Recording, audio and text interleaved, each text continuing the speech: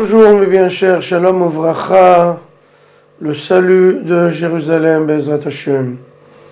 Cette semaine, on va lire la deuxième sidra du livre de l'Exode, Parashat Va'era. Et là, avant de commencer, je prendrai le dernier chapitre de la sidra de la semaine dernière, qui est le Parashat Shemot. Et on va voir que depuis que Moshe Rabbeinu est arrivé en Égypte, en mission, et justement la situation s'est dégradée, le peuple d'Israël travaille encore plus dur, les problèmes s'amplifient, et pour résumer, là, rien ne s'est amélioré depuis que Moshe Rabbeinu est là. Moshe qui se lamente presque, qui pleure devant Dieu, lui dit: depuis que tu m'as envoyé, j'ai dégradé la situation. Est-ce que c'est à ça que tu as fait allusion?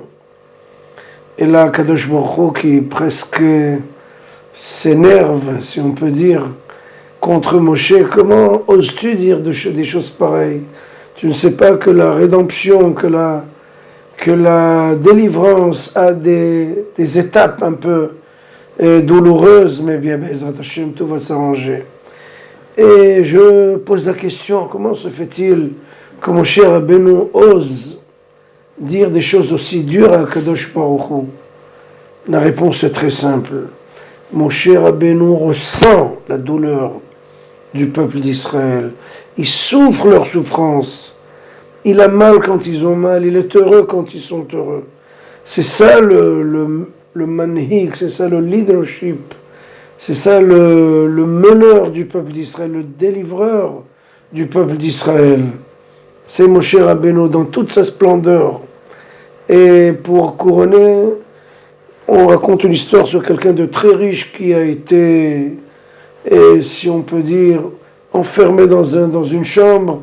Il n'arrivait plus à sortir. Quelqu'un l'avait enfermé et il essayait de sortir. Bien, il y avait des barreaux dans les fenêtres. Et là, il était complètement... il commençait déjà à désespérer. Et tout d'un coup, il commence à voir des flammes qui commencent à rentrer par la fenêtre. Et là, il est complètement étourdi. Il n'arrive plus à gérer son existence. Il commence à crier. Et à quelques minutes qu'il arrive un sapeur-pompier et qui apporte une hache, il ouvre la porte et il arrive à le sauver à la dernière minute, à la dernière seconde. Le Richard là qui dit au sapeur-pompier: j'aimerais bien vous donner quelque chose en cadeau, j'aimerais vous donner un présent, quelque chose pour vous rendre, ne serait-ce que la gentillesse et l'abnégation et le don de vous-même pour me sauver.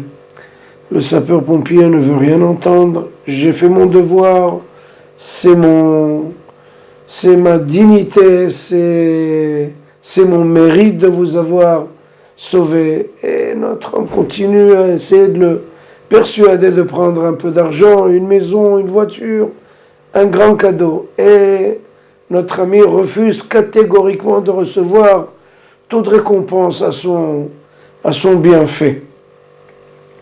Et en voyant que le Richard essaye vraiment de tout faire pour lui donner quelque chose, il y a un autre ami qui lui dit: écoutez, je ne veux rien recevoir de vous, mais je vous demanderai quelque chose quand même. Continuez à vivre une vie qui valait la peine d'être sauvée. Notre vie, parfois, on vit